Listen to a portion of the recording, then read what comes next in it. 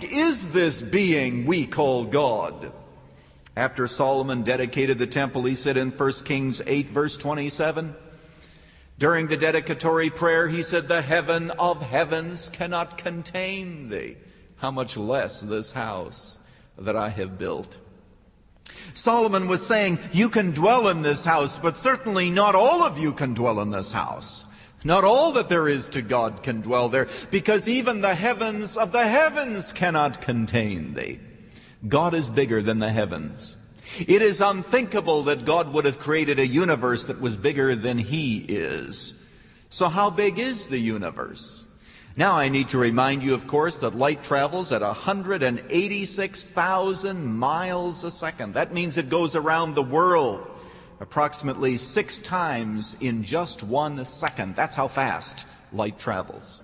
Light from the sun, which has to come 93 million miles, takes 8 minutes to get here.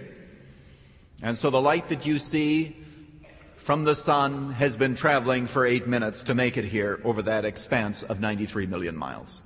But I want you to be reminded that there is a star near Orion. There is a star that has light that travels to the earth, and it takes 525 years for that light to get here. Remember back in 1517 when Martin Luther, on the 31st of October, nailed those theses on the door of the church in Wittenberg? Now when I say remember that, it's not that I think that you were there when it happened, but I'm just simply reminding you of that historical fact that you have read about.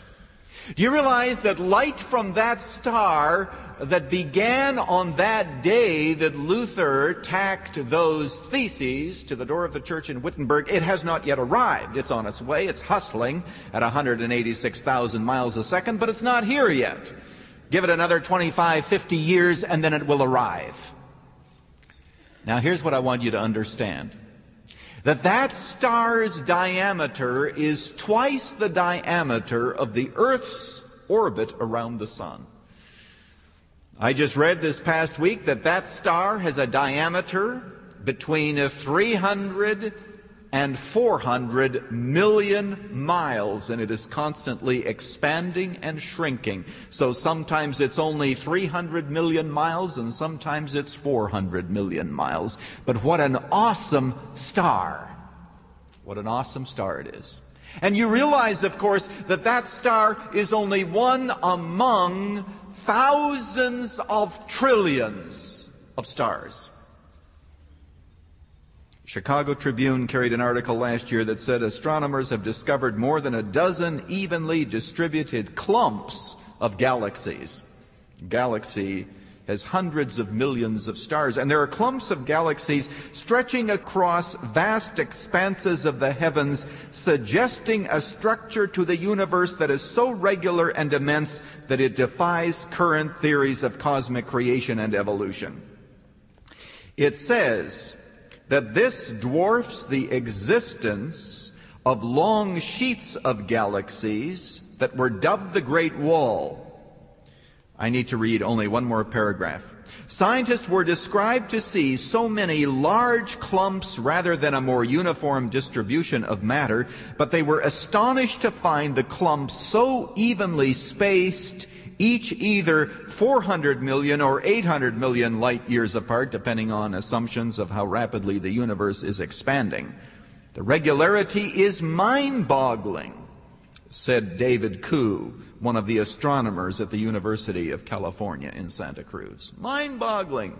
We're talking about hundreds of millions of light years.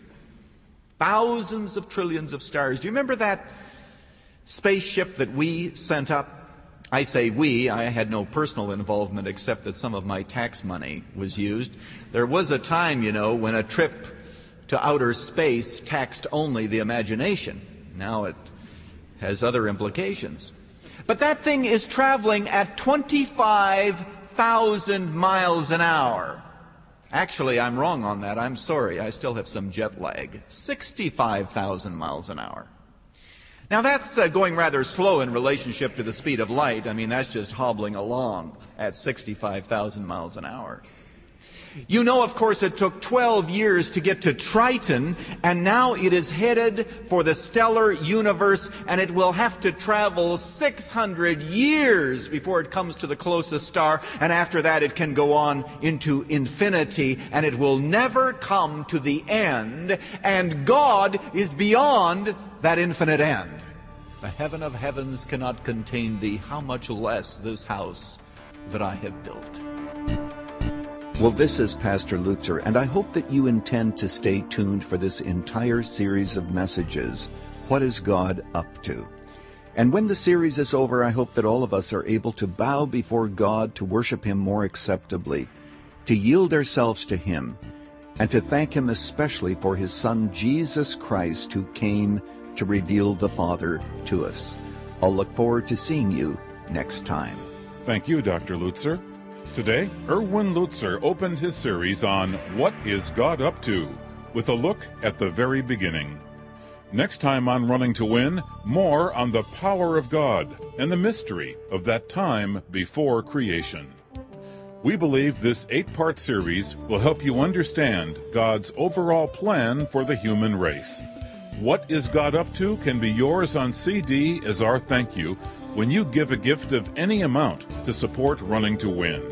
For details, call 1-800-215-5001. That's 1-800-215-5001. On the Internet, go to offerrtw.com. That's offerrtw, all one word, .com.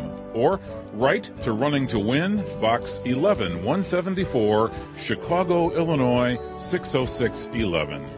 This is Dave McAllister. Join us tomorrow for the Tuesday edition of Running to Win.